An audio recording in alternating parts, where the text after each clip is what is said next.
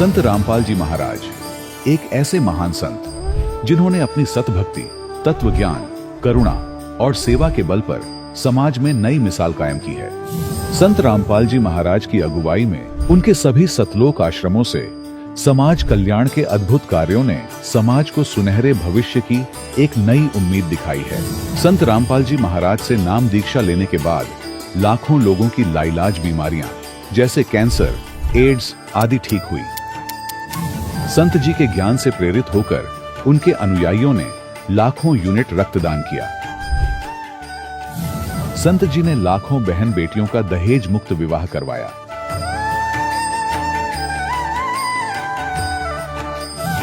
संत जी ने लाखों लोगों का नशा छुड़वाया, करोड़ों उजड़े परिवार बसे। संत जी के आश्रमों में समागम के दौरान निःशुल्क नेत्र चिकित्सा, दंत चिकित्सा प्रदान की जाती है। संत रामपाल जी महाराज द्वारा समय समय पर पर्यावरण संरक्षण के उद्देश्य से बड़े स्तर पर वृक्षारोपण किया जाता है। संत जी ने जरूरतमंदों को तत्काल राहत पहुंचाने के लिए एम्बुलेंस सेवा शुरू की। संत जी अपने अनुयायियों को देहदान के लिए प्रेरित करते हैं, जिससे मानवता की सेवा और चिकित्सा क्षेत्र में सुधार हो सके। संत रामपाल जी महाराज के सभी आश्रमों में हर रोज निःशुल्क भंडारा आयोजित किया जाता है, जहां हर वर्ग, हर जाति और हर धर्म के लोग एक साथ बैठकर भोजन करते हैं।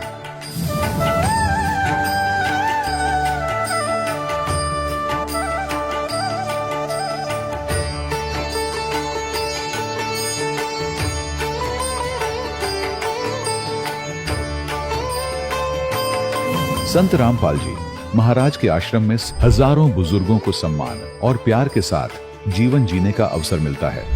उनके खाने, रहने और स्वास्थ्य की पूरी जिम्मेदारी संत रामपाल जी महाराज उठाते हैं। अनाथ बच्चों के लिए संत रामपाल जी महाराज के सभी आश्रम किसी वरदान से कम नहीं। यहाँ उन्हें शिक्षा, संस्कार और भविष्य के लिए बेहतर अवसर प्रदान किए जाते हैं। चाहे बाढ़ हो, भूकंप या महामारी, संत रामपाल जी महाराज और उनके अनुयायी हमेशा ही जरूरतमंदों के लिए सबसे आगे खड़े रहते हैं।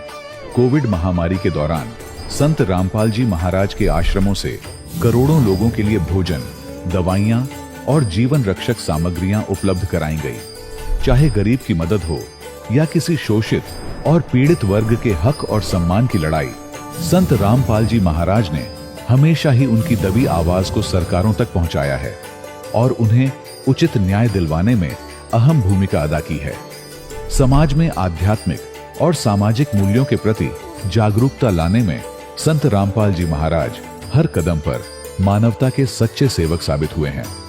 संत रामपाल जी महाराज का जीवन हमें सिखाता है कि सच्ची सेवा वही है जो निस्वार्थ भाव से की जाए। आइए हम भी इस महान सेवा के कार्य में इस महान संत से जुड़ें और संत रामपाल जी महाराज से नाम दीक्षा लेकर अपने जीवन को धन्य बनाएं।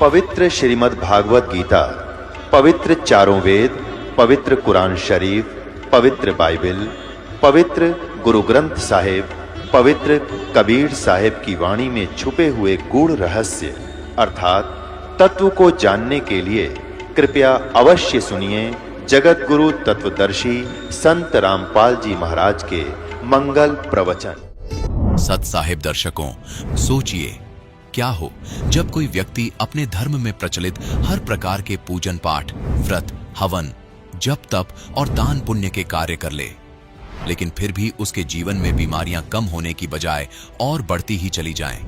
दर्शकों, ऐसी ही कहानी थी उत्तराखंड के रहने वाले सुरेंद्र सिंह जी की। सुरेंद्र जी ने अपने जीवन में कई प्रकार की साधनाएं अपनाई। इन्होंने जप भी किया, व्रत भी रखे और तीर्थों की यात्रा भी की, लेकिन किसी भी विधि से इन्हें सच्ची शांति नहीं मिली। लेकिन दर्शकों, आज सुरेंद्र जी का कहना है कि जब से मैंने संत रामपाल जी महाराज से नाम दीक्षा ली है, तब से मेरी जिंदगी पूर्ण रूप से बदल गई है। दर्शकों, आखिर संत रामपाल जी महाराज ने सुरेंद्र जी को ऐसी कौन सी जड़ी दे दी जिससे इन्हें शारीरिक और मानसिक सुख की प्राप्ति हुई? आइए सुनते हैं सुरेंद्र सिंह जी की कहानी उन्हीं की जुबानी। नमस्कार सर। नमस्कार जी। सर, क्या नाम है आपका? मेरा नाम सुरेंद्र सिंह है जी। सुरेंद्र जी, आप कहाँ से हैं? मैं रुद्रपुर उधम सिंह नगर उत्तराखंड से। सुरेंद्र जी, संत रामपाल जी महाराज से नाम दीक्षा आपने कब ली? सर, मैंने नाम दीक्षा 10 अक्टूबर 2014 में ली जी। सुरेंद्र जी, संत रामपाल जी महाराज से नाम दीक्षा लेने से पहले आप क्या भक्ति साधनाएं किया करते थे? सर, मैं संत रामपाल जी महाराज से जुड़ने से पहले मैं बहुत सारी भक्ति, जैसे कि गुरुद्वारे जाना, और हमारे पिताजी ने नाम दीक्षा ले रखी थी सन 1984 से ब्यास वाले से संत चरण सिंह से जी। उसके बाद हम भी वहाँ ब्यास जाते थे, जैसे वो जाते थे उनके साथ। और वो उससे पहले वो बचपन से शुरू से उनको लगन भी थी, वो गुरु ग्रंथ साहब का पाठ भी करते थे और पाठी भी रहे हैं वो। उन्होंने बहुत मतलब साधना जो है भक्ति की सिद्धियां भी उन्होंने काफ़ी कर रखी हैं। उसके बाद उन्होंने जैसे नाम दीक्षा लेने के बाद उन्होंने एक खेत में हमारे एक जगह बनी हुई, वहाँ मंदिर भी बना रखा। वहाँ पे वहाँ जैसे वो भक्ति करते गए, उनके अंदर सिद्धियाँ आती गई।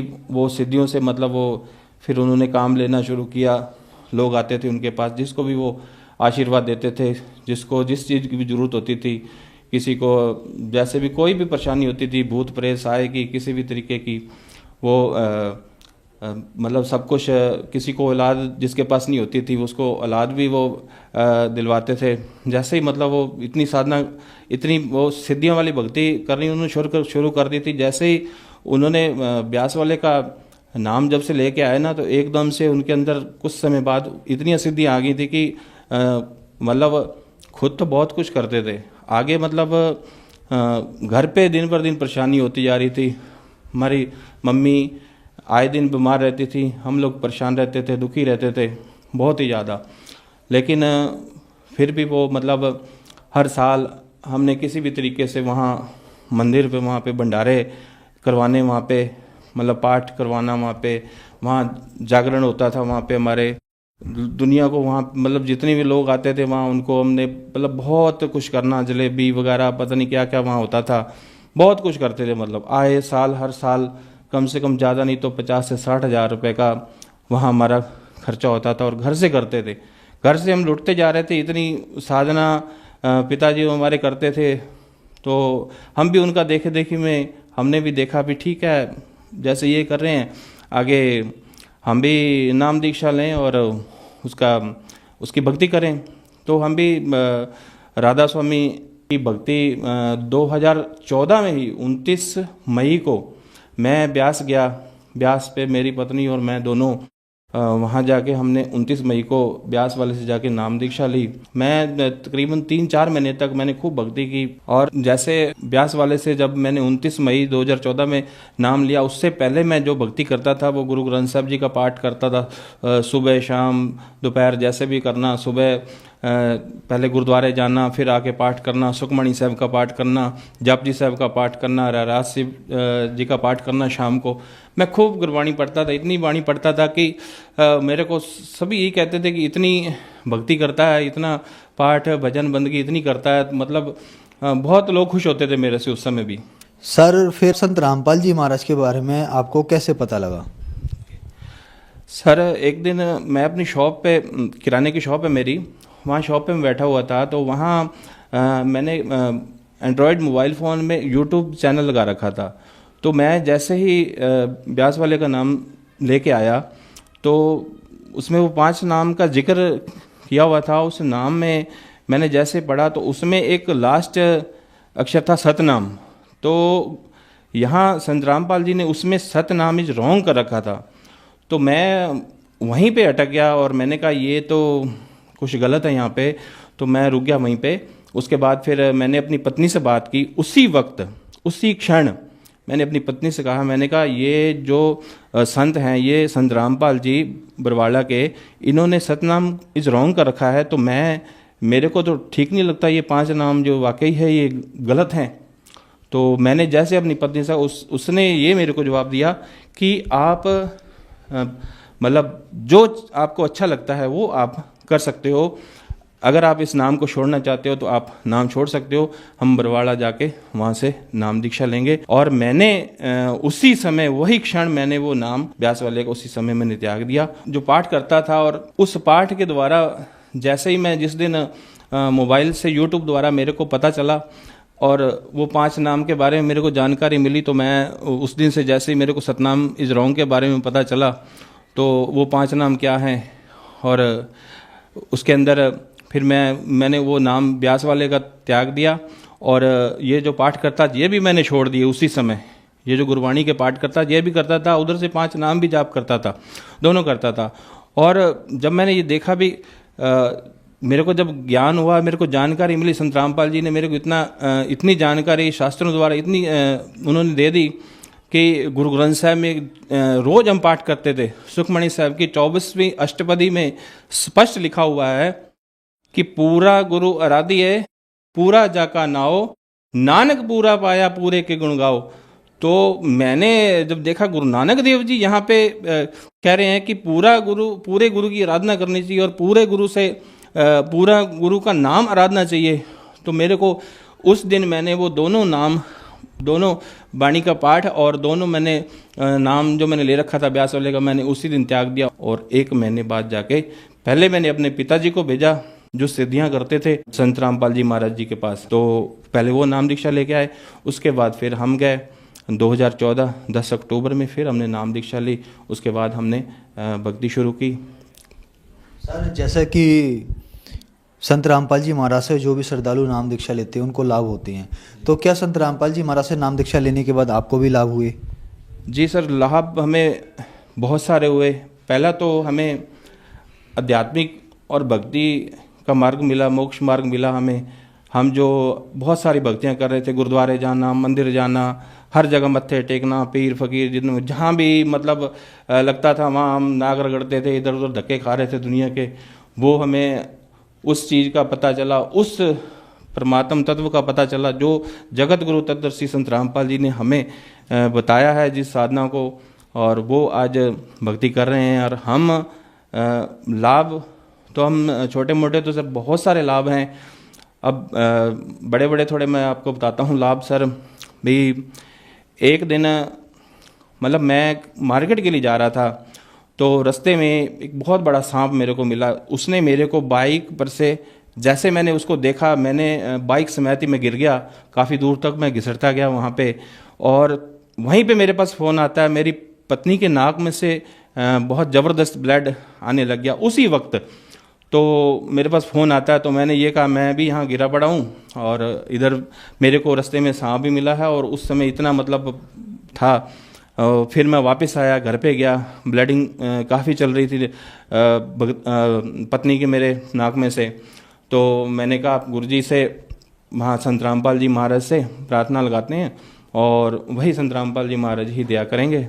और मेरी पत्नी को वो प्रार्थना लगाई संत रामपाल जी महाराज जी के पास, तो वहाँ से दया हुई। आज तक उनकी दया से उनके नाक में से कभी खून, कभी कोई परेशानी, कभी किसी भी तरीके का उन्हें कुछ भी नहीं हुआ। बहुत सारी और छोटे छोटे बहुत सारे लाभ हैं। कई चीज़ें, उनके पथरी भी थी, वो पथरी ख़त्म हो गई उनके। और मेरे को इतना बड़ा लाभ हुआ कि एक शुरू में मैंने जैसे ही नाम दीक्षा ली, तो मेरे एक नीचे एक पीछे एक छोटी सी गांठ थी, वहाँ से एक पस आता था वहाँ से। वो पस मतलब 24 घंटे चलता रहता था और मैं बहुत परेशान रहता था। तो मैं डॉक्टर के पास गया, जैसे नाम दीक्षा ली मैंने, तो उसके बाद डॉक्टर के पास गया, तो उसने कहा तकरीबन 60 से 70 हज़ार रुपये आपका खर्च आएगा, आपका ऑपरेशन होगा, तो आप ठीक हो जाएंगे। तो मैंने कहा भाई मैंने तो नाम दीक्षा ली और मेरे को संत रामपाल जी महाराज जी के ऊपर ही विश्वास है। मैं कोई ऑपरेशन नहीं करवाऊंगा और ना ही मैंने करवाना है। और आज उनकी दया से मेरा कोई ऑपरेशन नहीं हुआ, कोई कुछ नहीं हुआ, कोई परेशानी नहीं, कोई दुख नहीं, कोई तकलीफ नहीं। आज बिल्कुल उनकी दया से हम ठीक ठाक हैं। और सर हम नशे भी करते थे, बहुत सारे दारू भी पी लेते थे, मांस मीट भी खाते थे। पहले नाम दीक्षा ब्यास वाले के लेने से पहले सारे काम करते थे। शॉप थी हमारी, बीड़ी तंबाकू खुद भी खाना, लोगों को भी खिलाना, ये हमारा काम हुआ करता था वहाँ पे शॉप में। और हमने बोरा भर के, जैसे ही संत रामपाल जी महाराज से नाम दीक्षा ली हमने, तो हमने बोरी भरी एक, सारे जितने तंबाकू को जितना भी था हमने सारा जाके नदी में जल प्रवाहित कर दिया उसको। उस दिन से लेके आज तक हमने कभी भी इन चीज़ों को ना हाथ लगाया है और ना ही हम हाथ लगाते हैं, चाहे हमें कोई करोड़ों रुपया भी दे दे हमें। और सर एक लाभ और बताना चाहूँगा सर, अभी हाल ही में एक सिस्टर है मेरी, मेरे से छोटी, वो भी 10 अक्टूबर 2014 में ही मेरे साथ वो नाम दीक्षा उन्होंने ली थी। तो अभी हाल ही में उनको परेशानी ऐसे आ गई कि वो कोई टैबलेट उन्होंने खाई, किसी परेशानी की छोटी मोटी थी, तो उनके शरीर में इतना इन्फेक्शन हो गया कि इतना इन्फेक्शन हो गया, इतना भयंकर इन्फेक्शन हो गया कि मतलब इतना शरीर उनका फूल गया, इतना मतलब आंखें बंद हो गई उनकी, सब कुछ बंद हो गया। डॉक्टर ने जवाब दे दिया उनको। तो मैंने कहा आप घबराओ मत, संत रामपाल जी महाराज जी के पास प्रार्थना लगाओ, कोई नहीं, वही दया करेंगे। और मैंने उनसे ये कहा और वो डॉक्टर के पास वहाँ लेके गए।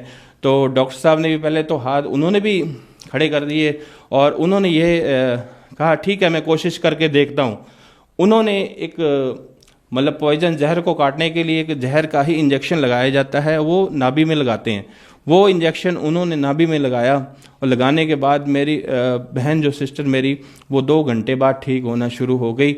और परमात्मा की संत रामपाल जी महाराज की दया से वो बिल्कुल ठीक होती गई और उनके ऊपर दया हुई मालिक की, वो आज बिल्कुल ठीक है। डॉक्टर ने उस समय यह पूछा था मेरे से कि आप क्या करते हो, तो मैंने उनसे कहा हम संत रामपाल जी के शिष्य हैं और उनकी भक्ति साधना करते हैं। तो कह रहे उन्होंने आज इनको बचाया है, हमने तो इनको जहर का इंजेक्शन लगा दिया था कि ये मतलब इसका चांस नहीं है बचने का। सर जिस समय मेरी सिस्टर बीमार थी जिस समय, और जिस समय डॉक्टर के पास लेके आए थे, उस समय हमने एक उनकी तस्वीर खींची थी। वो तस्वीर ये है जब उन्हें रिएक्शन हुआ था और बहुत ज़्यादा मतलब उसके बाद उन्होंने एक जो जहर का इंजेक्शन लगाया नाभि में, तो उसके बाद फिर संत रामपाल जी महाराज जी ने दया की। आप ये फ़ोटो देख सकते हो, 15 दिन के बाद उनकी स्थिति ये होगी महाराज जी के उनसे प्रार्थना लगाने के बाद। सर संत रामपाल जी महाराज से नाम दीक्षा लेने के बाद आपको बहुत सारे लाभ मिले।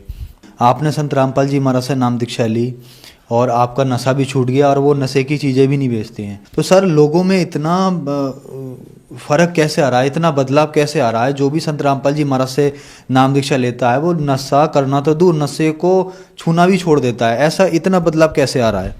सर ये संत रामपाल जी महाराज जो नाम दीक्षा देते हैं वो शास्त्रों के अनुकूल देते हैं। भक्ति विधि जो ऐसी बताते हैं वो शास्त्रों से प्रमाणित, श्री गुरु ग्रंथ साहब में प्रमाणित है, गीता, कुरान, बाइबल, इन सब में वो प्रमाणित, वो शास्त्रों को दिखाकर वो जो भक्ति साधना जो बताते हैं वो हमें वो शास्त्र विधि के अनुसार बताते हैं। और वो नाम दीक्षा जो नाम वो मंत्र देते हैं, उस नाम में इतनी शक्ति होती है, इतनी ताकत होती है कि उस नाम को जपने से जितने भी नशे हैं वो सारे छूट जाते हैं और मतलब विकार रहित बंदा हो जाता है और बिल्कुल उस मालिक की, उस संत रामपाल जी महाराज की शरण में और परमात्मा की शरण में वो आ जाता है। सर जो श्रद्धालु आज आपको टीवी पर देख रहे हैं और परेशान हैं, दुखी हैं और वो संत रामपाल जी महाराज से नाम दीक्षा लेना चाहते हैं, तो कैसे ले सकते हैं? सर जो इस समय दुखी हैं, परेशान हैं, वो संत रामपाल जी महाराज के अनेकों चैनल पर सत्संग आते हैं। उस सत्संग पे एक पट्टी चलती है, उसके नीचे नंबर दिए गए हैं और उन नंबरों पे संपर्क करके जहाँ भी वो रहते हैं वहाँ वो फ़ोन करके उस नंबर से उनको नाम दीक्षा, वो वहाँ से उन नंबरों पे संपर्क करके संत रामपाल जी महाराज जी से नाम दीक्षा प्राप्त कर सकते हैं। धन्यवाद सर। सत श्री। दर्शकों, अभी आपने सुने संत रामपाल जी महाराज से दीक्षा प्राप्त करके सुखी हुए भक्त के अनुभव। अब देखिए जगत गुरु तत्वदर्शी संत रामपाल जी महाराज के मंगल प्रवचन। इन सभी देवों के 3 मुख्य देव हैं। वो एक श्री ब्रह्मा जी, दूसरे श्री विष्णु जी और तीसरे श्री शिव शंकर जी। ये 3 लोकों में एक विभागीय मंत्री है। जैसे ब्रह्मा जी रजोगुण विभाग के मिनिस्टर हैं, साहब हैं, मालिक हैं, स्वामी हैं।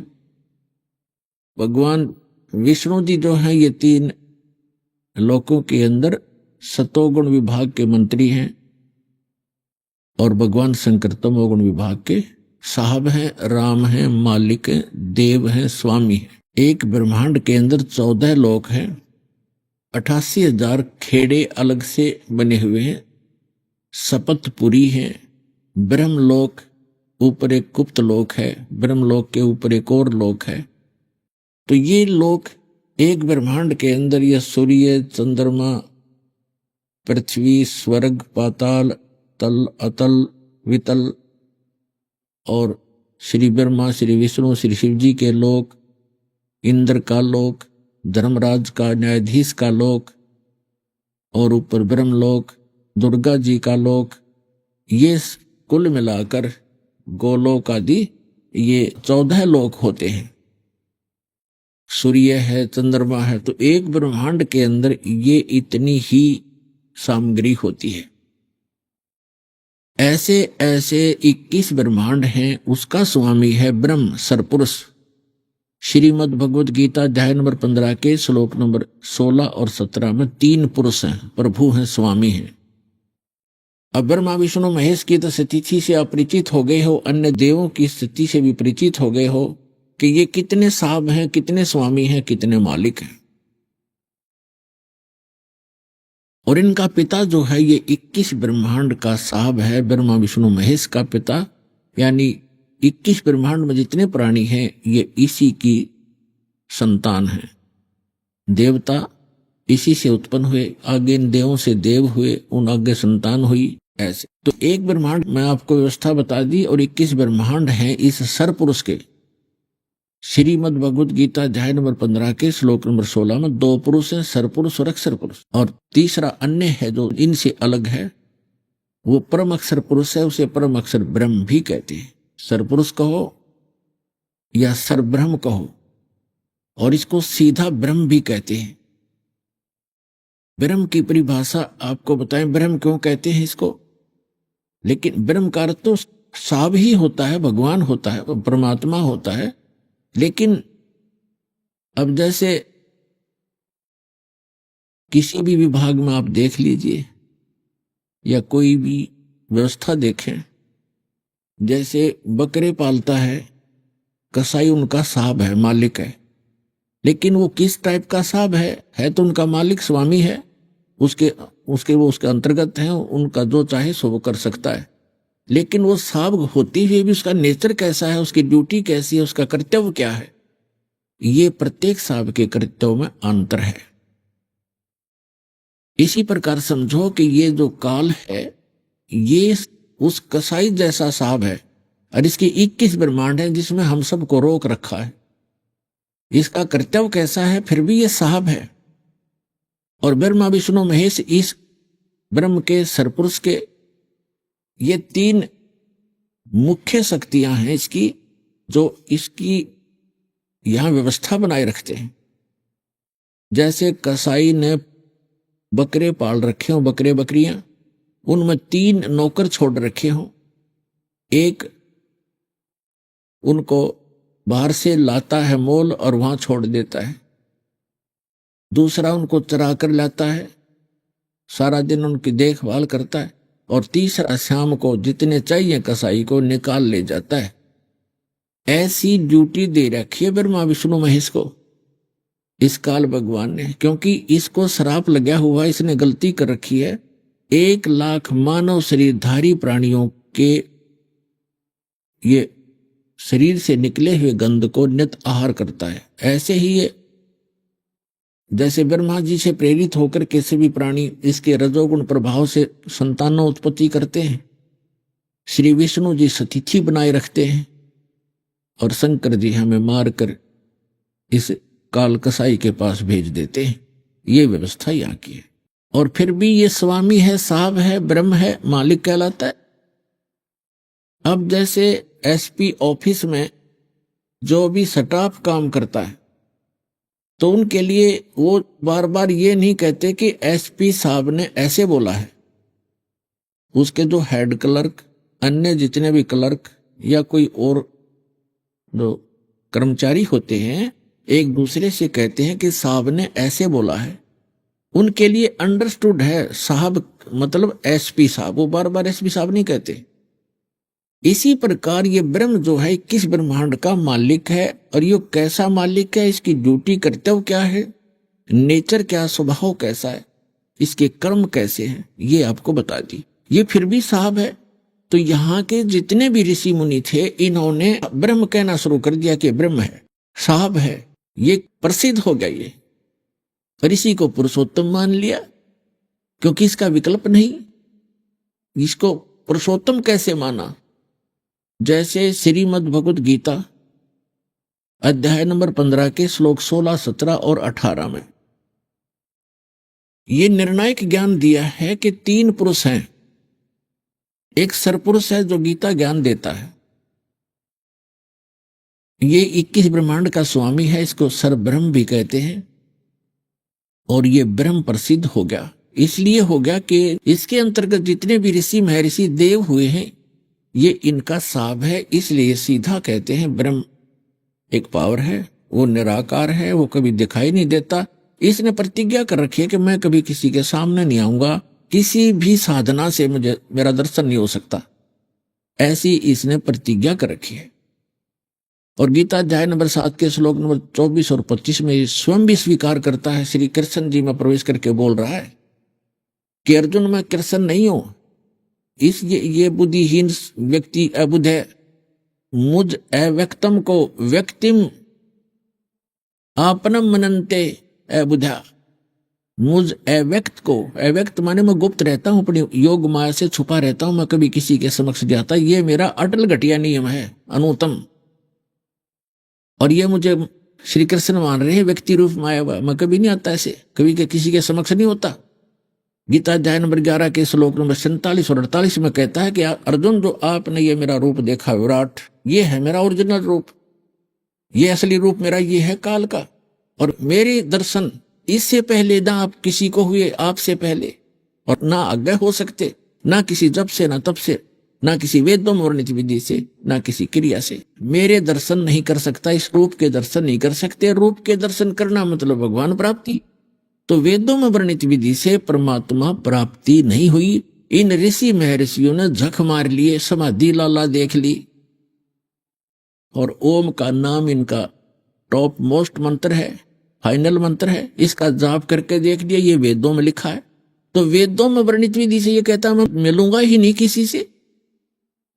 तो इन्होंने आप पर डिफाइन कर दिया गॉड इज फॉर्मलेस, परमात्मा निराकार है। तो यहां जो प्रसंग चला है कि ये इसके अंतर्गत सभी के लिए साहब प्रसिद्ध हो गया, ब्रह्म हो गया, ब्रह्म है, सर्वशक्तिमान है। इस 21 ब्रह्मांड के लिए सर्वशक्तिमान है ही ये। गीता अध्याय नंबर 15 के श्लोक 16 में 2 पुरुष बताए, सरपुरुष और अक्षरपुरुष। सरपुरुष आपको बता दिया, ये सरब्रह्म कहो, ब्रह्म कहो, 21 ब्रह्मांड का स्वामी है, ये काल कहो, ज्योति निरंजन कहो, ब्रह्मा विष्णु महेश जी का पिता कहो। और 7 ब्रह्मांड का स्वामी है अक्षर पुरुष। एक ब्रह्मांड में जो आपको सामग्री बता दी ये इतनी ही है प्रत्येक में। गीता अध्याय नंबर 15 के श्लोक नंबर 16 में 2 पुरुष बताए, सरपुरुष और अक्षर पुरुष। फिर बताया कि इन दोनों के अंतर्गत जितने भी प्राणी हैं वो सब नाशवान है, स्थूल शरीर उनके नाशवान है। जीवात्मा तो वैसे किसी की नहीं मरती, चाहे पशु है चाहे पक्षी है। तो ये स्वयं भी नाशवान है, दोनों सरपुरुष और अक्षर पुरुष। और इनके अंतर्गत जितने प्राणी हैं वो भी नाशवान है। अब गीता अध्याय नंबर 15 के श्लोक नंबर 17 में तुरंत कहा है कि उत्तम पुरुष है तू अन्य। पुरुषोत्तम, पुरुष माने परमात्मा, उत्तम माने श्रेष्ठ, वो श्रेष्ठ परमात्मा तो इन दोनों से अन्य है, सरपुरुष और अक्षर पुरुष से, और वही परमात्मा कहा जाता है। परमात्मा, अब परमात्मा की डेफिनेशन आपको बताएंगे। वो परमात्मा कहा जाता है और वही तीनों लोकों में प्रवेश करके सबका धारण पोषण करता है। अब गीता अध्याय नंबर 8 के श्लोक नंबर 1 में अर्जुन ने पूछा कि हे भगवान, आपने 7वें अध्याय के 29वें श्लोक में जिस तत्परम के विषय में कहा है कि उस तत्परम को जानकर, सारे अध्यात्म ज्ञान को समझकर और सभी कर्मों से परिचित प्राणी केवल जरा और मरण से छूटने का, मोक्ष पाने का ही प्रयत्न करता है। यह संसार की किसी वस्तु की डिमांड नहीं रखता, इच्छा नहीं रहती। तो किम तत्परम, 8वें अध्याय के प्रथम मंत्र में अर्जुन ने पूछा गीता जी में कि किम तत्परम, वो तत्परम कौन है, क्या है। 8वें अध्याय के 3रे श्लोक में गीता ज्ञानदाता ने कहा कि वो परम अक्षर ब्रह्म है, यानी गीता ज्ञानदाता से अन्य है वो। तो गीता अध्याय नंबर 15 के श्लोक नंबर 17 में उस परम अक्षर ब्रह्म के बारे में बताया कि उत्तम पुरुष है तू अन्य परमात्मा इति उदारत ये लोक तर्यमाविश्य विवृति अवैश्वर। गीता अध्याय नंबर 15 के श्लोक नंबर 18 में गीता ज्ञानदाता कहता है कि जितने प्राणी मेरे अंतर्गत हैं 21 ब्रह्मांड में, उनसे मैं श्रेष्ठ हूं, उनसे तगड़ा हूं, उनसे शक्तिशाली हूं। इसलिए मैं लोक और वेद में, लोक वेद में, लोक इस 21 ब्रह्मांड का भी एक लोक कहलाता है। जैसे एक राज्य है, स्टेट, और पूरा भारत में लगभग 29 राज्य हैं, ये सारा मिलाकर भी देश है। तो ये क्या कहता है कि मेरे 21 ब्रह्मांड में जितने भी प्राणी है यो मेरा लोक है। और वेद के जानने वालों ने ब्रह्म और ओम नाम का जाप फाइनल मान रखा। तो ये कहता है कि ये एक दंत कथा है, लोक वेद है। जैसे हम लोक वेद के आधार से ब्रह्मा विष्णु महेश जी को अविनाशी मानते थे, इनके कोई माता पिता नहीं थे, ये थी दंत कथा। लोक वेद जो सत्य नहीं था, यथार्थ ज्ञान के विपरीत था।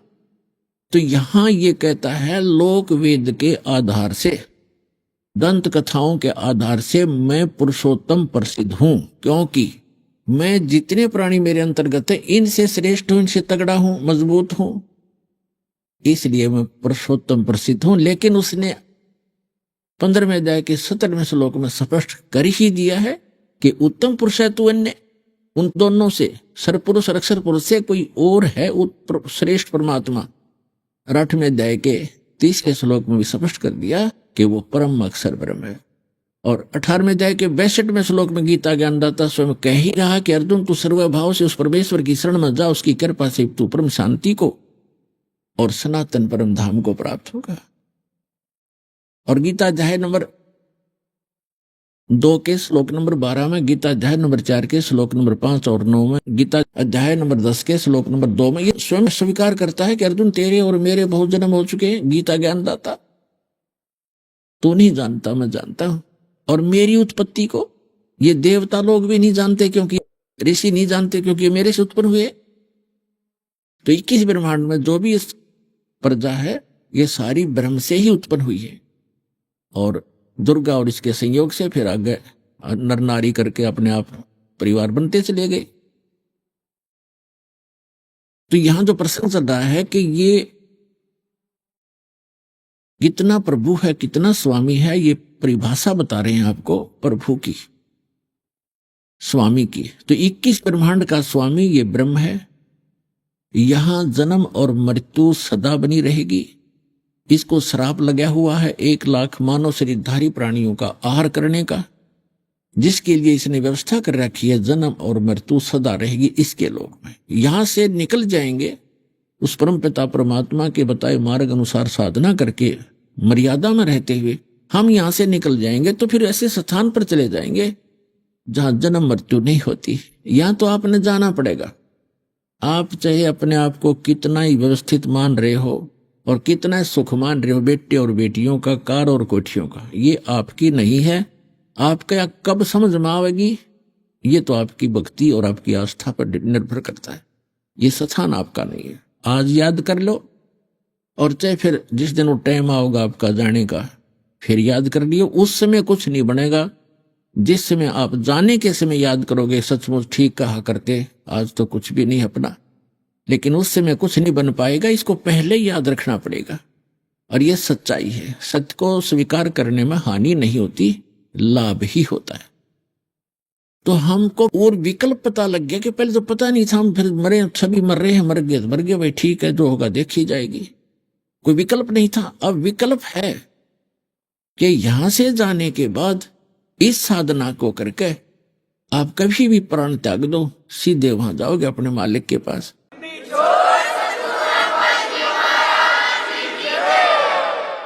और वहां जाने के बाद सुख है। यहां तो से 100 वर्ष जी लो फिर भी सुख नहीं, लाख लाख वर्ष की आयु आपने प्राप्त कर ली और जीवन की इच्छा फिर भी समाप्त नहीं हुई। आज चाहे किसी के दोनों पैर कटे हैं, आंख भी नहीं, किसी का हाथ कटा है, कितना ही पीड़ित किसी रोग से है, कोई मृत्यु नहीं चाहता, कोई वृद्धावस्था नहीं चाहता। और ये दोनों कंपलसरी, कुछ भी हो सकता है यहां पर, ना कोई मृत्यु चाहता ना वृद्धावस्था चाहता, और ये सारे के सारे कभी भी किसी को हो सकते। तो ऐसे लोक में और आप जी कितने निश्चिंत हुए बैठे हो। तो 2 प्रकार के सतिथि होती है, एक तो जिसने नशा कर रखा हो, या दूसरा कति बालक हो जिसको पता ही नहीं, तो जो क्रियाएं कर रहा है इसकी हानि कितनी होगी, लाभ कितना होगा। तो आप जिसने नशा कर रखा है वो भी ज्ञान से उतर जाएगा, और ज्ञान से ही वो बालक बुद्धि समाप्त होगी। हम किस आस्था पर जी रहे हैं, किस उद्देश्य को लेकर जी रहे हैं। कोठी बना लूं, कार बना लूं, बैंक बैलेंस बना दूं, 4 प्लाट खरीद लूं, कल मृत्यु हो जाए, प्लाट ने सिर में मार लेना, परसों कुत्ता बना फिरेगा वहीं धूम लगवा के। तो ये बातें परमात्मा कहते हैं याद रखने की है, ये बातें कहन सुन की नहीं, ये कर पाड़न की है। अब जो प्रसंग चल रहा है कि हम फिर क्यों ना उस लोक का पता लग गया, वहां जाने की विधि का पता लग गया, और यहां रहेंगे तब तक भी हम सुखी रहेंगे, और जब यहां से जाएंगे 1 सेकंड में निकल जाएंगे यहां से, कोई सोच भी नहीं सकेगा कहां गए। अन्यथा सत भक्ति नहीं करते उनको यम के दूत पकड़ कर ले जाते हैं, और कर्मानुसार फिर वो यही भटकता रहता है, कभी स्वर्ग कभी नरक, कभी 84 लाख योनियों में। शुभ कर लिए, अच्छे कर्म कर गया, कोई तपस्याएं कर ली तो राजा बन गया, राजा बनकर सारे कर्म फोड़े, शिकार खेले, बुरे करे, शराब स्वरूप पीवे, प्रजा को दुखी करे, अपने स्वार्थवश सेनाएं मरवा देता है, फिर वो गधा बनता है, धक्के खाता फिरता है। तो इस लोक के कोई भी सुख की आप इच्छा मत रखना, क्योंकि ये सुख नहीं है, झूठा सुख है। तो जो प्रसंग चल रहा है उसी पर आते हैं। अब 21 ब्रह्मांड का स्वामी है ये ब्रह्म, और गीता अध्याय नंबर 15 के श्लोक नंबर 18 में हमारे भक्तों को कुछ कहते हैं दोबार के व्यक्ति के, तुम्हारे गुरुजी 15वें अध्याय के 18वें श्लोक के बारे में क्यों ना बोलते। उसमें खुद कहता है ये कि मैं पुरुषोत्तम हूं, लोक और वेद में मैं पुरुषोत्तम हूं, सबसे उत्तम श्रेष्ठ हूं। अब ये उसका डिफाइन आपको कर दिया, ये कैसे पुरुषोत्तम कहता अपने आप को। अब जो अक्षर पुरुष है ये 7 शंख ब्रह्मांड का स्वामी है। 7 शंख माने नील, पद्म, शंख, जैसे गणित की ये गिनती है, लाख, 10 लाख, करोड़, 10 करोड़, अरब खरब, ऐसे। फिर नील, पद्म, तो शंख अंतिम गिनती है अपने भारतवर्ष की जो देवनागरी के अंदर। तो उसके 7 शंख ब्रह्मांड का वो स्वामी है, 7 शंख। और कितने ब्रह्मांड हैं? असंख्य। हमारे लिए अनगिन, लेकिन परमात्मा के लिए तो वो काउंटेबल है ही है, उसको तो सब पता है। तो ऐसे ऐसे ना जाने कितने ब्रह्मांड हैं, उन सब का मालिक है वो परम अक्षर ब्रह्म, और वो रहता ऊपर सतलोक के अंदर शाश्वत स्थान में, और हम सभी और आप भी वहीं रहा करते थे। आप जी यहां आ गए अपने बालक बुद्धि से गलती करके, जितने भी चींटी से लेकर हाथी तक, रंग से लेकर राजा तक, देवता ब्रह्मा विष्णु महेश तक, दुर्गा और इस ज्योत निरंजन तक, हम सभी वहां रहा करते थे, सतलोक में रहा करते थे। आपके सभी मकान वहां खाली पड़े, महल। आपने यहां तो आप प्रत्येक प्राणी चाहता है कि बड़ी कोठी हो, जिसको भी जरा सी कोई पोस्ट मिल जाती है या जिसके पास कोई पैसे अपने पेट के निर्वाह से ज्यादा हो जाते हैं, तो उसकी वृत्ति क्या होती है, बढ़िया कोठी बनाऊं, चारों तरफ पार्क हो, आगे बाग बगीचे हो, उसमें झरने बह रहे हो, झूले डाल रखे हो। आपने देखा ये नकली सुखियां ट्राई करते हैं बनाने की, कोई छोटा मोटा अच्छी पोस्ट हो उसके कोठी में, कि तो झूला लग रहा है, कि तो छोटे मोटे फुहारे लग रहे हैं, कोई पार्क बना रखा है। तो ये तो है नकली अस्थाई, कल मृत्यु हो जाए ये साथ नहीं चलेंगे। और सतलोक के अंदर बहुत लंबे चौड़े आपके प्रत्येक का अलग अलग दूर दूर स्थान है, अलग अलग बाग बगीचे हैं, हर तरफ सदा बाहर उसमें फल लगे रहते हैं, फुहारे छूट रहे होते हैं, हीरे पन्ने लालों के तो वहां पर पहाड़ हैं जैसे यहाँ पत्थर के पहाड़ हैं। तो ऐसे लोग को छोड़कर हम यहाँ आ गए, एक हीरा मिल जाए किसी ने, ओहो छुपाई फिरे, नौका बहुत बड़ी चीज मिल गई, और वहां ठोकरों में पड़े ही ये हीरे आपके। तो कहने का भाव ये है कि हम उस सुख में सथल को छोड़कर अपनी बालक बुद्धि से गलती से यहां फंस गए, और यहां से निकालने का तरीका केवल वो समर्थ ही बताता है। ये काल भगवान हमें इस ज्ञान का पता नहीं लगने देता। परमेश्वर ने जब हम गलती करके आए थे उसी समय, कुछ समय के उपरांत ये पूरा ज्ञान सूक्ष्म वेद इंक्लूडिंग चारों वेद, ये सारा ज्ञान भेज दिया था, फैक्स कर दिया था इस काल यानी सरपुरुष ज्योत स्वरूपी निरंजन के अंतःकरण में। और अपने आप जैसे किसी को उल्टी गिरती है, उसके बस की बात नहीं रोक ले, जैसे छींक आती है तो छींकों को रोक नहीं सकता कोई। तो इसी प्रकार परमात्मा ने ऐसी व्यवस्था करके इसके शरीर में भेज दिया।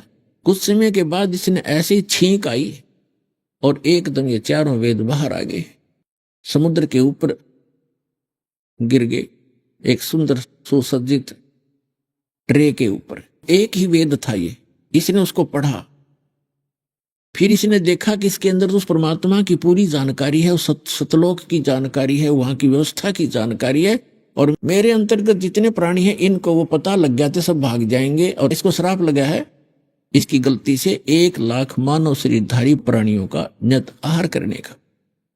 तो इसको इस उद्देश्य से इसने उस सूक्ष्म वेद का वो पार्ट, वो अंग उसको निकाल दिया उसमें से, जिसमें उस लोक की जानकारी और उस भक्ति की विधि थी।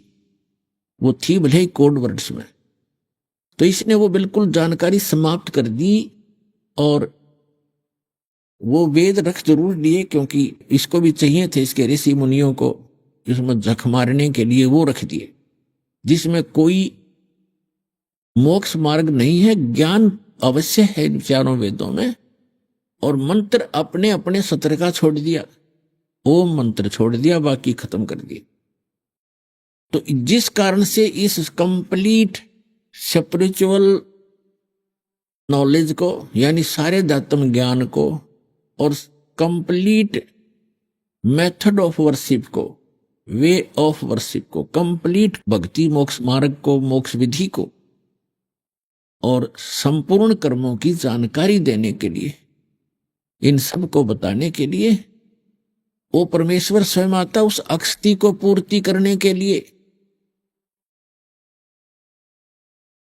और जो आज हम सत्संग सुन रहे हैं ये उसी उपलक्ष्य में है कि वो परमात्मा आज से लगभग 600 वर्ष पूर्व सन 1398 में वो परमात्मा सतलोक से अपने निज स्थान से सुखमय स्थान को छोड़कर अपनी आत्माओं के लिए, आपके लिए भटक रहे हैं भगवान। वहां से चलकर भारतवर्ष की नगरी काशी में एक लहर तारा नामक तालाब के अंदर एक कमल के फूल के ऊपर आकर विराजमान हो गए सतलोक से चलकर। और फिर वहां से एक नीरू नीमा नाम के जो निसंतान थे पति पत्नी, वो उठा ले गए। परमात्मा की परवरिश की लीला उन्हीं के माध्यम से हुई। और वो जुलाहे थे, कर्म से जुलाहे थे, जिस कारण से परमात्मा भी जुलाहा कहलाए। वो भी वही कर्म करते थे, क्योंकि परमात्मा, जैसे बहुत बार दास बताता रहा है कि परमात्मा 3 स्थिति में हम सबकी केयर टेक करता है, देखभाल करता है। एक स्थिति में तो परमात्मा सतलोक में एक बहुत बड़े गुम्बद के अंदर, मंदिर नुमा एक बहुत बड़ा गुम्बद है, उसके मध्य में एक सिंहासन पर विराजमान है, तख्त पर, सिंहासन पर, तख्त पर, और सिर पे मुकुट है मालिक का, ऊपर एक बहुत बड़ा सफेद छत्र है। वहां जैसे राजा विराजमान होते हैं ऐसे बैठे हैं, और उनके एक रोमकूप में करोड़ सूर्य करोड़ चंद्रमा मिला दे, इतनी रोशनी उनके एक रोमकूप की समझो, और पूरी बॉडी की कितनी होगी, अंडरस्टूड है। एक स्थिति तो वो है, और इसका प्रमाण वेदों में भी है। ऋग्वेद मंडल नंबर 9 सूक्त 1 मंत्र 8 और 9 में, 8 में कहा है कि वो 3 स्थिति के शरीर के माध्यम से परमात्मा आपको संभालता है, धारण पोषण करता है। और दूसरी स्थिति उसकी है कि वहां से चलकर आता है, एक शिशु रूप धारण कर लेता है, अपने स्वरूप को हल्का करके, हल्के तेज पुंज का बना के एक शिशु रूप धारण करके कमल के फूल पर विराजमान होते हैं। प्रत्येक युग में ये लीला करते हैं। वहां से उनको निसंतान दंपति उठा ले जाते हैं। धीरे धीरे उसी व्यवसाय में जिस कर्म को वो करते थे, उसी कर्म को करते हुए परमात्मा हमें ये दिखाते हैं कि परमात्मा पाने के लिए, सतलोक जाने के लिए हमने गढ़े धन की आवश्यकता नहीं है। फिर भी आपके संस्कार में ज्यादा भी है तो उसको सदुपयोग करें, दुरुपयोग ना करो, उसमें भूला नहीं। परमात्मा की भूल नहीं गिरनी चाहिए, चाहे कितना धनी हो, चाहे कितनी बड़ी पोस्ट हो। उसको याद रखना चाहिए कि मृत्यु भी होती है, यहां से जाना भी होता है, तो तब फिर वो व्यक्ति गलती नहीं करता। तो दूसरी स्थिति ये परमात्मा के, वो चारों युगों में आते हैं और ऐसी लीला करते हैं। और तीसरी स्थिति यह है कि वो जब चाहे कभी भी एक साधु महात्मा का रूप बना करके या कोई भी रूप बना करके अच्छी आत्माओं को मिलते हैं, उनको सत उपदेश देते हैं, सतलोक ले जाते हैं, वापस छोड़ते, उनको अपने से परिचित कराते हैं। फिर वो महापुरुष परमात्मा को साक्षात देखकर वहां जहां वो रहता है उस सारी व्यवस्था को देख करके, और जो विधि वो बताता है उनको भक्ति करने की, क्योंकि वो जगत गुरु भी है, तो वो संत उसी साधना को करते हैं जो भगवान बताते हैं। ऊपर से देख कर भी आते हैं, फिर वो आंखों देखा वर्णन भी अपनी अमृतवाणी रूपी एफिडेविट लिख जाते हैं, और जो साधना वो करते हैं वह भी वर्णित कर देते हैं। लेकिन उसको हम समझ नहीं पाए, क्योंकि हम दूसरे रंग में अज्ञान से परिपूर्ण होते हैं और अन्य साधना करके ही हम अपना मोक्ष समझते रहते हैं, जिस कारण से हम परमात्मा और परमात्मा से परिचित महापुरुषों के अमृतवाणियों को नहीं समझ सके और न सदग्रंथों को समझ सके। उनमें से किन किन को मिले हैं भगवान, तो तीसरी स्थिति में आते हैं कि कभी भी आकर के किसी साधु संत महात्मा का रूप बना करके किसी भी अच्छी आत्मा को, दृढ़ भक्त को मिलते हैं और उनको यथार्थ ज्ञान से परिचित कराते हैं। तो उनमें से कौन कौन है जो दास के नॉलेज में है? आदरणीय धर्मदास साहिब जी बांधवगढ़ वाले, आदरणीय मलुकदास साहिब जी, आदरणीय नानक साहिब जी जो सिख धर्म के प्रवर्तक हैं, जिनको भगवान सीधे आके जिंदा महात्मा के रूप में मिले हैं इस कलयुग में। आदरणीय दादू साहिब जी, आदरणीय गरीबदास साहिब जी गांव छुड़ानी, जिला झज्जर, हरियाणा वाले। आदरणीय घीसा दास साहिब जी गांव खेखड़ा, अब तो जिला बागपत हो गया बताते हैं, पहले जिला मेरठ था, उत्तर प्रदेश वाले। और आदरणीय स्वामी रामानंद जी ब्राह्मण थे, पंडित, बड़े विद्वान, वेदों के और गीता के माने जाते थे, काशी में रहते थे। 5 वर्ष की आयु में परमात्मा उनको मिले थे। तो इन महापुरुषों को परमात्मा मिले और उनको सचखंड लेकर वापस छोड़ा, उस सुख में स्थान पर ले गए जहां के गुणगान ये दास कर रहा है कि वहां जाने के बाद जीव की कभी जन्म मृत्यु नहीं होती, लेकिन वहां जाने की एक विधि है स्थायी स्थान पाने की। वैसे तो सभी महापुरुष गए, उन्होंने सब ने यही कहा कि भगवान हमें यही रख लो, तो परमात्मा ने उनसे कहा कि बच्चों ऐसे नहीं रख सकेंगे, आप जाइए, आपको ऐसे मंत्र देंगे, आप शीघ्र ही धनी हो जाओगे सत भक्ति करके, और उस भक्ति की शक्ति से आप यहां आ सकोगे। तो उन्होंने ऐसा ही किया। भक्ति की जो यथार्थ भगवान ने बताई थी और सतलोक चले गए, अपना आंखों देखा जो भी विवरण था, जो साधना उन्होंने की, जो सतखंड जैसा है वहां ऐसी स्थिति है, वो अपनी अमृत वाणी में उन्होंने बोल बोल के लिखवा दी। तो उनमें से कौन कौन से हैं वो महापुरुष आपको बता दिए। ये महापुरुष हैं जिनको परमात्मा मिले और उस सतलोक में लेकर गए, फिर वापस छोड़ा।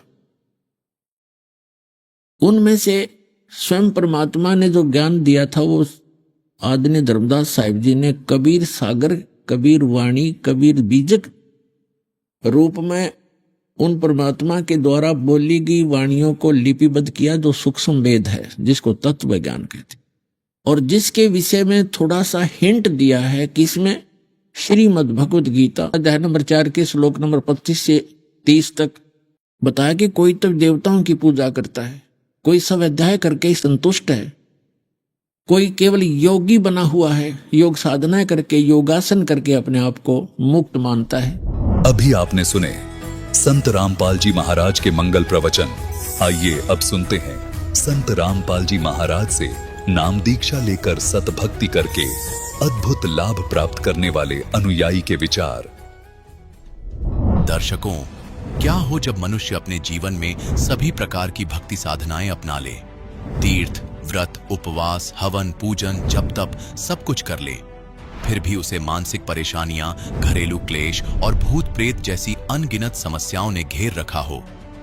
दर्शकों, ऐसी ही कहानी थी छत्तीसगढ़ की रहने वाली नीमा बघेल जी की। नीमा जी ने अपने जीवन में हिंदू धर्म में प्रचलित सभी प्रकार की भक्ति साधनाएं अपनाई, लेकिन इन्हें सुख और शांति की अनुभूति नहीं हुई। जब इन सभी भक्ति साधनाओं को अपनाने के बावजूद भी इन्हें कोई लाभ नहीं मिला, तो इन्होंने राधा स्वामी पंथ व अनेक संतों के दरवाजे खटखटाए, लेकिन अफसोस नीमा जी को हर जगह से निराशा ही मिली। लेकिन दर्शकों, आज नीमा जी का कहना है कि जब से मैंने संत रामपाल जी महाराज की शरण ग्रहण की है, तब से मेरे जीवन के सभी कष्ट दूर हो गए हैं। अब मैं अपने धर्म में प्रचलित शास्त्र विरुद्ध भक्ति साधनाओं को त्याग कर संत रामपाल जी महाराज द्वारा बताई गई शास्त्रानुकूल भक्ति साधना कर रही हूं। दर्शकों, आखिर नीमा जी ऐसा क्यों कह रही है? आइए सुनते हैं नीमा जी की कहानी उन्हीं की जुबानी। नमस्कार जी। नमस्ते सर। क्या नाम है जी आपका? नीमा बघेल। नीमा जी, आप कहाँ से हैं? मैं विकासनगर कुसमुंडा, जिला कोरबा, छत्तीसगढ़ से आई हूँ। नीमा जी, संत रामपाल जी महाराज से नाम दीक्षा आपने कब ली? 5 जनवरी 2020। संत रामपाल जी महाराज से नाम दीक्षा लेने से पहले आप क्या भक्ति साधनाएं करती थी? संत रामपाल जी महाराज से दीक्षा लेने से पहले हम कबीरपंथी शुरू से थे, और 2004 में हमने कबीरपंथी एक गुरु से नाम उपदेश लिया था। उसके साथ ही साथ 2005 में राधा स्वामी के पंथ के बारे में पता चला, तो हम व्यास गए थे। वहाँ से हमें उपदेश नहीं मिला मम्मी पापा को। फिर हम 2008 में श्री श्री रविशंकर जी से जुड़े, वहाँ आर्ट ऑफ लिविंग से पापा वहाँ जुड़े। फिर उनके सत्संग सुनते थे और उनकी ही भक्ति करने लगे थे। उसके बाद 2012 में कुमार स्वामी जी के बारे में हमें पता चला, तो फिर हम कुरुक्षेत्र हरियाणा गए। वहाँ से हमें बीज मंत्र प्राप्त हुआ। तो वो जो साधना थी उन 2 साल तक किया। वही साधना करते करते हमें भूत प्रेत की बाधाएं बहुत ज़्यादा होगी, तो हमने वो साधना ही छोड़ दी।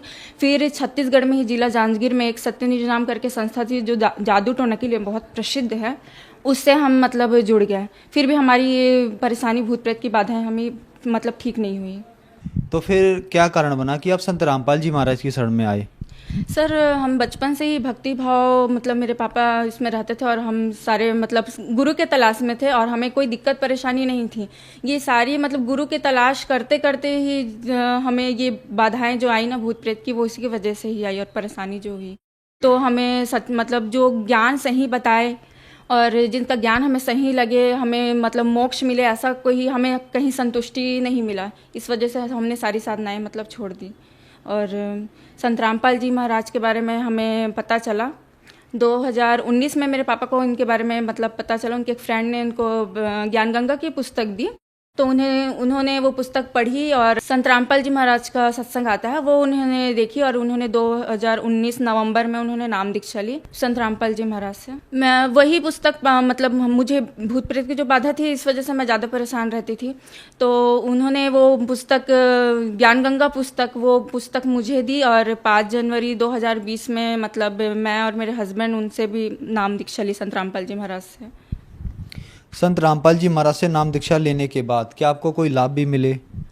जी सर, बहुत लाभ मिले सर। मुझे 4-5 सालों से जो मतलब भूत प्रेत की बाधाएं थी उसमें मुझे मतलब दिक्कतें होती थी। मतलब मैं सो नहीं पाती थी, मेरे अंदर इतना मतलब डर हो गया था, मैं दिन में भी नहीं सो पाती थी। मैं जैसे ही आँख बंद करती थी मेरा शरीर पूरा एकदम से भारी हो जाता था, और इस वजह से मतलब मैं इतनी मतलब टेंशन में को इतना ज़्यादा हो गया था कि दिमाग मेरा काम करना पूरा बंद कर दिया था। मैं मतलब सुसाइड कर लूँ ऐसा मेरे अंदर सोच आता था। उस टाइम पे मैं मतलब फर्स्ट बेबी मतलब प्रेगनेंसी था मेरे को, लेकिन मेरे दिमाग में ऐसा लगता था कि मैं खुद भी मर जाऊँ और बच्चे को भी मार दूँ, इतनी मैं ज़्यादा परेशान हो गई थी। और ये इस वजह से हमारे घर में मतलब मेरे हस्बैंड के साथ मेरी लड़ाई झगड़ा मतलब होते रहता था, और ऐसे ही मतलब दिक्कत पूरे 4-5 सालों से ऐसे ही दिक्कत पूरा चलते रहा। तो जब संत रामपाल जी महाराज के बारे में मुझे पता चला, पापा ने मुझे ज्ञान गंगा की पुस्तक दी, और उनके द्वारा मतलब मैं 5 जनवरी 2020 को संत रामपाल जी महाराज से उपदेश लिया, और जो ये भूत प्रेत की बाधा है तो पूरी तरह से ठीक हो गई, और मुझे पाइल्स की प्रॉब्लम थी वो ठीक हो गई, और शरीर में मतलब मेरे सर में दर्द रहता था हमेशा। मैं मतलब डेली ही मुझे दवाई लेना पड़ता था, ऐसे दिक्कत होता था मुझे। और दूसरा आप बताना चाहूँगी कि मेरा छोटा सा बेटा जब होने वाला था, डिलीवरी का टाइम था, हॉस्पिटल में डॉक्टर ने ऑपरेशन बोल दिया था। ऑपरेशन थिएटर तक मैं पहुँच गई थी, तो हम लोग नहीं चाहते थे कि ऑपरेशन हो बोल के। तो फिर पापा ने वहाँ अरदास लगाई संत रामपाल जी महाराज के पास, वहाँ प्रार्थना लगवाई। तो जैसे ही प्रार्थना लगी फिर वहाँ ऑपरेशन थिएटर में ही नॉर्मल डिलीवरी हो गया। उसके बाद मतलब मेरा फर्स्ट बेबी जब हुआ था तो उस टाइम पे दूध के मुझे परेशानी, मुझे दूध नहीं आ रहा था, और इस बार भी वही परेशानी हुआ। तो संत रामपाल जी महाराज के पास फिर से हमने प्रार्थना लगाई, तो रात में ही दूध आने लग गया।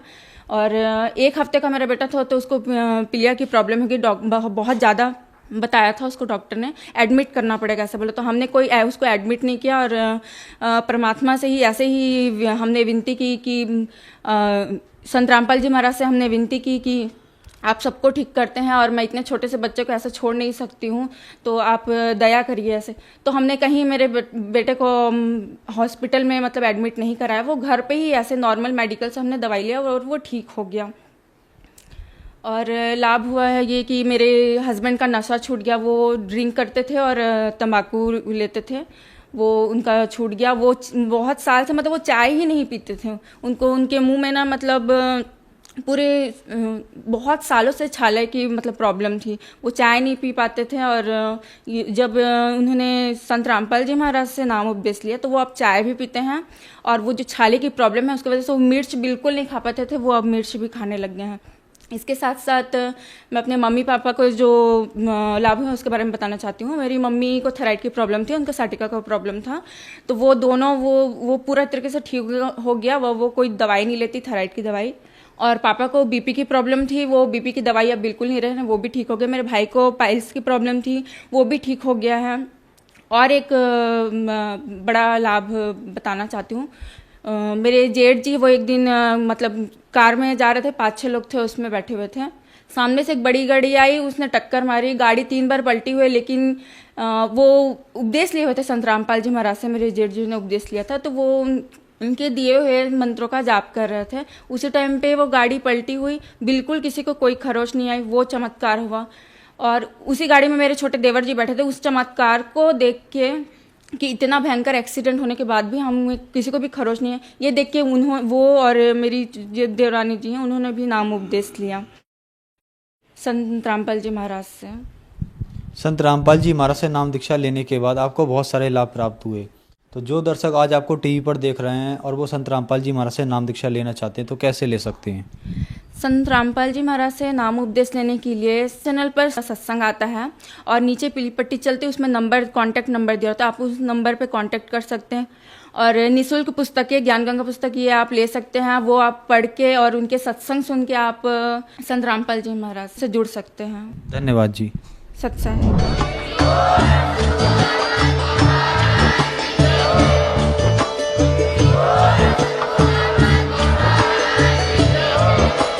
आप सुन रहे थे जगत गुरु तत्वदर्शी संत रामपाल जी महाराज जी के मंगल प्रवचन। अधिक जानकारी के लिए विजिट कीजिए हमारी वेबसाइट www.jagatgururampalji.org। संत रामपाल जी महाराज जी के शुभ आशीर्वाद से पूरे विश्व भर में 500 से भी ज्यादा नाम दीक्षा केंद्र हैं, जिन पर संत रामपाल जी महाराज जी द्वारा ऑनलाइन निशुल्क नाम दीक्षा दी जा रही है। अपने नजदीकी नाम दीक्षा केंद्र का पता करने के लिए संपर्क करें 8222880541।